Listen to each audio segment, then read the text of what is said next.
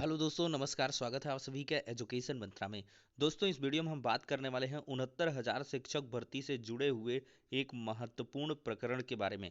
दोस्तों, जैसा कि आपको लगातार 6800 चयन सूची पर हम अपडेट्स प्रोवाइड करते हैं और पिछली वीडियोस के माध्यम से जो हमारे चैनल से जुड़े हैं उनको हमने सटीक तरीके से जानकारी उपलब्ध करवाई थी और जो चीज़ें आपको बताई जाती हैं हू बहू सेम आपको ऑर्डर में भी देखने के लिए मिलती हैं। तो ऑर्डर जो है वो अपलोड हो चुका है और ये ऑर्डर काफ़ी कह लें कि खतरनाक कहा जा सकता है, क्योंकि इससे चयनितों को नोटिस जारी हो गया है और हम पहले से ही कुछ अनहोनी के पहले ही आगाह कराना चाहते हैं कि इस मुकदमे में सभी को काफ़ी ज़्यादा सतर्कता बरतनी होगी, क्योंकि यहाँ पर एजी साहब पूरी तरीके से विफल रहे हैं समझाने में। तो आपको चलिए ऑर्डर दिखाते हैं। दोस्तों, यहाँ पर आदेश है 323 of 2022 Bharti Patel and 5 others का ये है ऑर्डर। और इसमें देखा जाए तो यहाँ पर by means of this petition the petitioners have challenge the decision of state government 5 January 2022 decided to issue additional selection list. मतलब 6800 चयन सूची को इसमें चैलेंज किया गया है पिटिशनर्स के द्वारा। स्पेशली देखा जाए तो पिटिशनर्स ये चाहते हैं कि ये 6800 की सूची 69,000 के इतर क्यों जारी की गई है, और ये अगर जारी की गई है तो सभी को पार्टिसिपेट करने का मौका मिलना चाहिए। ये इनका मेन ग्राउंड है। पिछली डेट का यहाँ पे ऑर्डर कनेक्टेड है और यहाँ पर राघवेंद्र सिंह जो एडवोकेट जनरल हैं पुट अपीयरेंस वो आए और इन्होंने इन्फॉर्म किया है कि जो रिजर्वेशन में हमसे गड़बड़ियाँ हो गई थी 13156 और 8142, इन दो पटिशन्स का उन्होंने जिक्र भी किया है और जिसमें कि रिजर्वेशन से संबंधित मामला चल रहा है। एक है महेंद्र पाल वाली याचिका और एक और याचिका है। तो इन सब में इन्होंने कहा कि 1994 रिजर्वेशन एक्ट वगैरह का हमने यहाँ पर एनालिसिस किया और उसके एनालाइजेशन के आधार पर हमने ये पाया कि कुछ ऐसे कैंडिडेट हैं जो एमआरसी हैं, मेरिटोरियस रिजर्व कैटेगरी कैंडिडेट, वो सीधे से क्वालिफाई कर गए हैं कहाँ पे, यूआर की सीटों पे। अब जब यूआर की सीटों पे वो क्वालिफाई कर गए तो इससे क्या कुछ दिक्कतें हो गई और जिससे ये 6800 कैंडिडेट की सूची हमको निकालनी पड़ रही है। यहाँ पर एजी साहब ने ये कहा है, देखिए साफ तौर पर ये है 6800 candidates who are those reserve category candidates who have secured higher marks than the cutoff for the unreserved category, and this exercise is the result of orders passed by this very court. Therefore the court should not interfere in the matter at this stage. उन्होंने court से request की है कि court इस मामले में इस stage पर इंटरफियर नहीं कर सकता है और उन्होंने ये भी बताया कि हम जो सिलेक्शन लिस्ट है उसको हम डिस्ट्रिक्ट अलॉटमेंट वाली बहुत जल्द जारी करने वाले हैं और ये ऑनगोइंग प्रोसीजर है। यहाँ पर एडवोकेट जनरल ने also inform that in fact entire process of selection is informed by the state officials to the NIC and is later which prepares the selection list। ठीक है, NIC को बाकायदा इन्होंने कहा कंफर्म करके और ऑफिशियल्स के निगरानी में ये सब हो रहा है।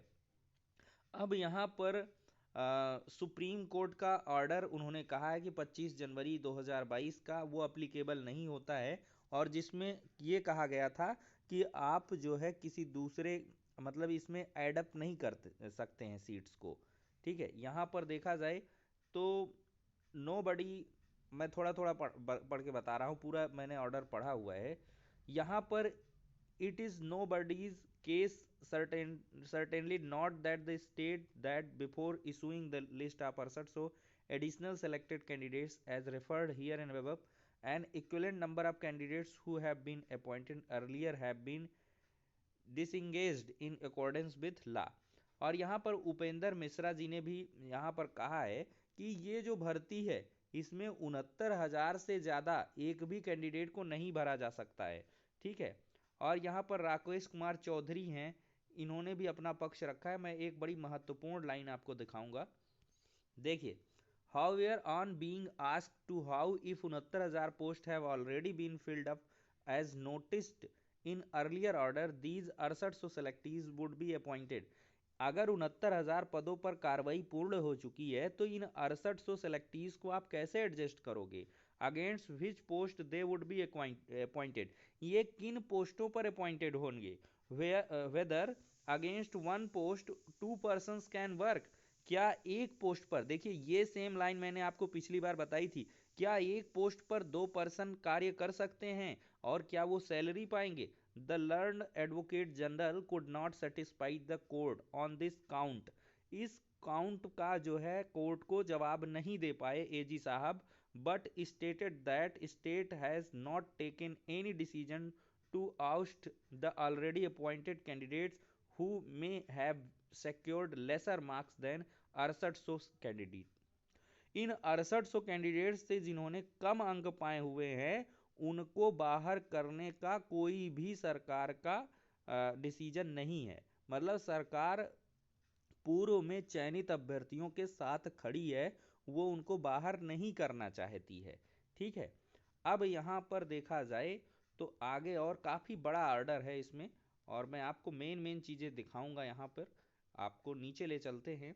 यहाँ पे पिछले देखिए ये महेंद्र पाल वाला जो है, महेंद्र पाल का 13156 2020, ये काफी महत्वपूर्ण है। इस ऑर्डर को भी यहाँ पे कहा गया है, और देखिए 25/8/2020 का है। ठीक है, और फिर ये 13156 महेंद्र पाल का दोबारा का ये ऑर्डर यहाँ पे कोट किया गया है, और यहाँ पर दिखाया गया है, 1 सेकेंड, देखिए यहाँ पर कोर्ट ने साफ तौर पर ये कोर्ट किया है कि यहाँ पर appropriate course of state officials, यहाँ पर साफ साफ कहा गया है कि आखिरकार इन 6800 पदों पर एडिशनली कैंडिडेट्स को सेलेक्ट करने की ज़रूरत ही क्या है? अगर कोई इररनेस हो गई है, कोई गलती हो गई और गलती से आपने सेलेक्ट कर दिया है तो उन कैंडिडेट्स को आप बाहर करिए, यहाँ पर साफ साफ इस पैरा में कहा गया है। और यहाँ पर हाँ देखिए ये भी कहा गया कि जल्दबाजी में अधिकारियों ने 6800 की एडिशनल लिस्ट जारी कर दी है, जबकि वो उनके बिल नॉन फैक्ट है कि 69,000 शिक्षक भर्ती से अधिक यहाँ पर सिलेक्शन नहीं कर सकते हैं। तो आखिरकार ये इंटेंशन क्या है यहाँ पर सरकार अधिकारियों का? तो factual scenario created by the state, in no circumstances person can be appointed in excess of 69,000 which were advertised, जो भर्तियां एडवर्टाइज हुई हैं उनसे आप एक भी पद अधिक नहीं भर सकते हो। Now it is for the state to decide what it has to do in the matter, as it is the state which has created this situation, but one thing is very clear that persons beyond 69,000 vacancies can not be appointed against such post। साफ साफ कहा है कि state to decide, state को अब decide करना होगा, has to do in the matter, कि इस मामले में अब करना क्या है। जो सिचुएशन स्टेट ने क्रिएट कर दी है इससे ये बिल्कुल क्लियर है कि 69,000 वैकेंसीज से एक भी अपॉइंटमेंट अधिक नहीं हो सकते हैं। Considering the discussion made here in above, it is provided that in no circumstances persons in excess of 69,000 vacancies which were advertised 1/12/2018 shall be appointed, and unadvertised vacancies shall not be filled up without being advertised and selection being held in respect thereof, it is ordered accordingly।